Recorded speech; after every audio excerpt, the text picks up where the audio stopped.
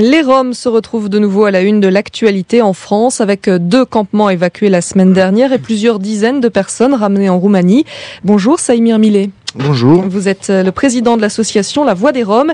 Et pour vous, Manuel Valls, le ministre de l'Intérieur, pourrait porter les couleurs de l'UMP. C'est ce que vous avez écrit dans un communiqué ce week-end. Vous ne faites aucune différence entre les deux politiques ? Eh bien, quand nous les montre en pratique, ce qui se passe, c'est exactement ce qui se passait en été 2010. Il n'y a absolument aucune différence. Et on a hésité un peu, en fait, au début, avant de faire cette déclaration-là. Puis après, quand on a vu la suite de toutes les déclarations de la droite populaire, donc la frange la plus droite de l'UMP, on s'est dit, il y a quand même un souci, un vrai souci. Manuel Valls dit qu'il n'y a pas d'objectif chiffré, à la différence de la précédente politique, et qu'il n'y a pas de population explicitement ciblée. Donc oui, ça, c'est une différence. Bien sûr. Sauf que nous autres, nous sommes vraiment terre à terre. C'est-à-dire que on ne fait pas la différence sur les mots qui sont dits, mais sur les actes qui sont menés.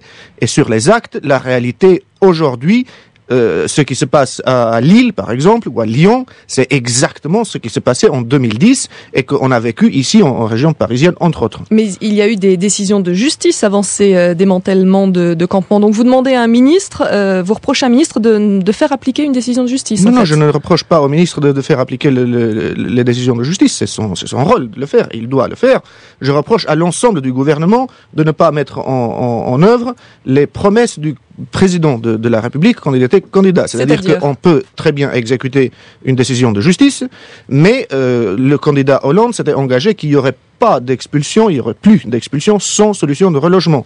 Et donc, ce que je reproche à M. Valls, ce n'est pas d'exécuter ces décisions de justice et d'évacuer des campements sur lesquels il existe des décisions de justice. Ce que je lui reproche, c'est d'abord, dans son rôle à lui, de ministre de l'Intérieur, de chasser, vraiment, parce que ce qui se passe à Lyon, par exemple, les Roms sont chassés de partout où ils essayent de se reposer. C'est exactement ce qu'on avait vu en 2010. Donc ça ne fait pas partie de l'exécution de décisions de justice. Et deuxièmement, ce que je reproche, c'est que rien n'est prévu pour l'après l'expulsion, si ce n'est la chasse par la police. Combien de Roms vivent en France actuellement ? 1,5 million. Et là, je parle de tous les Roms. Je ne parle pas que des Roms qui sont sous les projecteurs régulièrement par des questions d'expulsion. Alors, il y a quoi dans votre chiffre d'1,5 million alors ? Tous ceux qui sont Roms, c'est-à-dire tous ceux qui parlent la langue romanie ou qui se reconnaissent dans cette langue. Les Roms, c'est un peuple qui se caractérise par une histoire, par une origine indienne, par une langue qui est aussi indienne. Et la France, c'est le pays qui les attire le plus de toute l'Europe ? Absolument pas. En Espagne, il y a beaucoup plus de Roms roumains, parce que là, on parle que de ceux-là. La France est loin d'être le pays le plus attractif. Il y a en France environ 10 à 15 000 Roms, Roumains et Bulgares qui vivent dans des situations précaires. Donc ce sont ceux qui sont ciblés. Dans des campements souvent insalubres. Je vais vous faire écouter une réaction d'un député UMP, Philippe Meunier, qui est secrétaire national de l'UMP aux libertés publiques. Et lui, justement, il dénonce ces campements insalubres, ces problèmes de maladie. Souvent, il estime que la France est peut-être un peu trop généreuse avec eux. Il faut que les personnes qui n'ont pas de ressources ne puissent pas venir dans un État membre de l'Union européenne pour bénéficier des prestations sociales et engendrer un très grand nombre de problèmes auprès des populations qui sont concernées par ce fléau. Parce que je rappelle quand même que nous avons des écoles qui ont été fermées pour cause de gaz, que nous avons des personnes qui occupent illégalement l'espace public, que nous avons la constitution de véritables bidonvilles. Donc maintenant, ça suffit, trop c'est trop. Alors que lui répondez-vous, Saïmir Millet ? Je l'invite à venir en France pour connaître la réalité, parce qu'il y a des contresens, des contre-vérités dans ce que M. Meunier dit.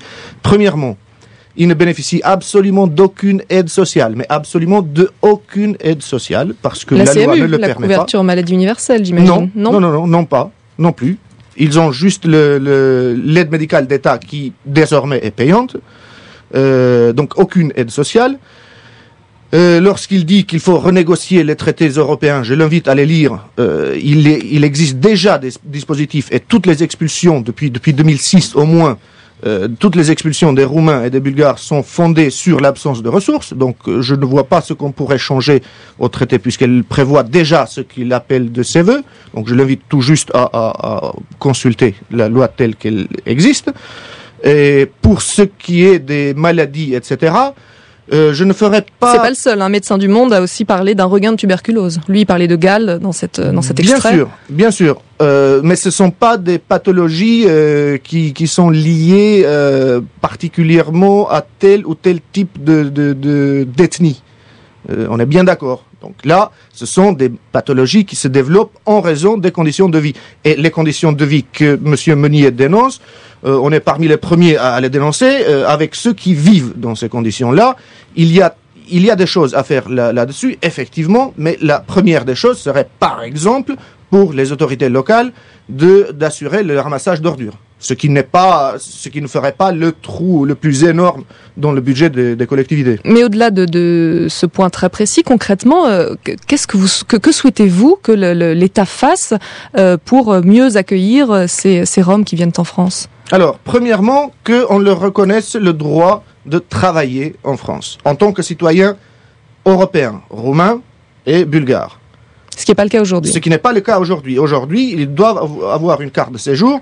Et pour avoir une carte de séjour, il faut que l'employeur paye 900 € de taxes et qu'il attende entre 6 et 9 mois le traitement du dossier à la préfecture pour une carte de séjour. Ce qui est en pratique impossible. Donc la seule manière aujourd'hui pour un Roumain ou un Bulgare de travailler légalement avec des papiers en France, c'est de frauder la loi. Et ça, c'est la principale difficulté, la principale chose à changer, selon vous ? C'est la principale chose à changer, qui ne coûte pas un sou.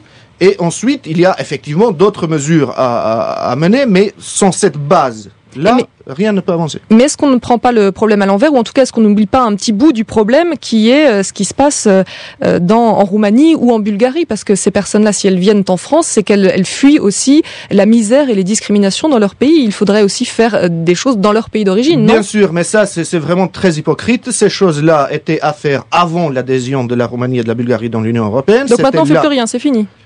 Mais bien sûr que j'invite M. Fabius à faire ce qu'il veut faire, mais franchement, aujourd'hui, la France n'a plus les mêmes moyens qu'elle avait en 2003, 2004, 2005, 2006, avant l'adhésion de... On n'a plus de moyens de pression, c'est ça ? Les moyens de pression sont très réduits aujourd'hui, on va dire.